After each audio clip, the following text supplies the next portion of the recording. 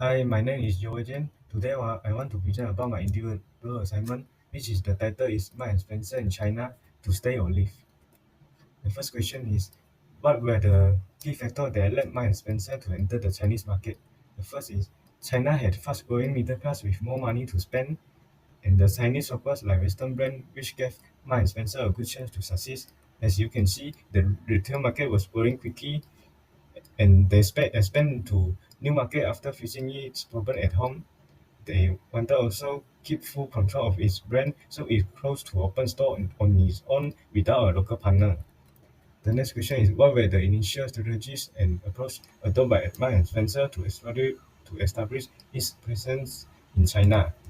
First, they opened their own store instead of working with a local partner, and they choose a top location on busy streets in Shanghai. And they also copied their UK store style, thinking it would work in China. They sold food import from the UK to attract customers who like foreign products, and they aimed at older middle-class Chinese shoppers who they thought would like their brand. And the next question is, what were the challenges faced by Marks and Spencer in the Chinese market? The first is supply issues, such as food items often run out due to poor logistics. Then they offer the wrong clothing size and style and didn't match with Chinese customer preference. Then Then the brand was not well known in China, so few people understood what Marks and Spencer stood for. Besides, they didn't localize their product, unlike other stores that offer more local choice. Lastly, the online shopping was growing fast in China. The Marks and Spencer was slow to build a strong online presence. And the next question is, how did Marks and Spencer adapt its strategies to address this challenge?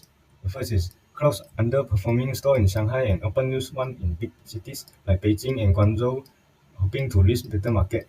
They plan to find a local joint venture JV partner to help with local knowledge and operations.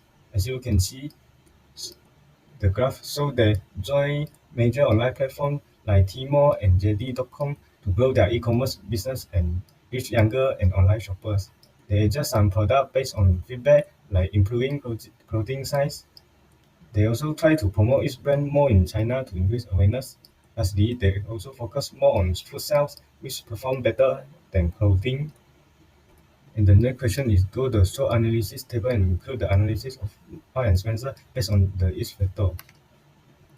For the strength is strong brand reputation in the UK and other markets, high quality food and clothing products, experience from previous international expansions, and full control over operation with no local partner. And for the weakness is poor localization of products such as wrong sizing and style, weak brand awareness in China, supply chain issues causing the stock shortage, and misunderstood target market such as overestimate middle class appeal.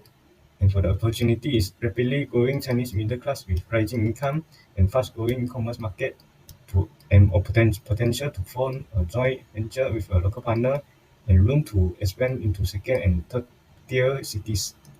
And lastly, for the threat is strong competition from localized and fast fashion brands such as Zara, Uniqlo, and H&M. Consumer preference for local and cheaper alternative and rapidly changing retail trend and customer preference, rise of local e-commerce giant like Alibaba and JD.com.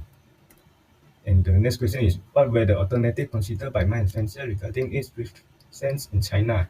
The first is continue operating its store and try to improve performance by adjusting its strategy and find a joint venture partner to help with local knowledge and operation.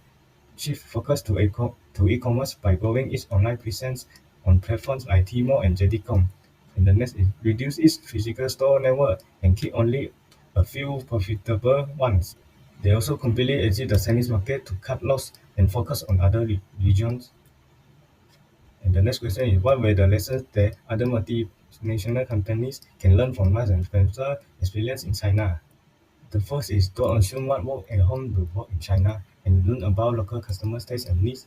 Build your brand first so people know who you are, and work with a local partner to get help with the market.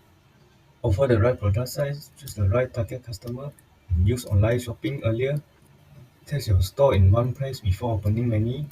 And the next question is, how can Marks and Spencer leverage its experience in China to improve its operation in other international markets. The first is learn more about each country before entering, change product size and style to fit local tastes, and work with local partners for better support. Start small before opening many stores and focus on online shopping from the beginning, and they can pick the right group of customers to target. Lastly, they can advertise early so people know the brand. So this is the reference I use, and this is the evaluation rubric. Thank you.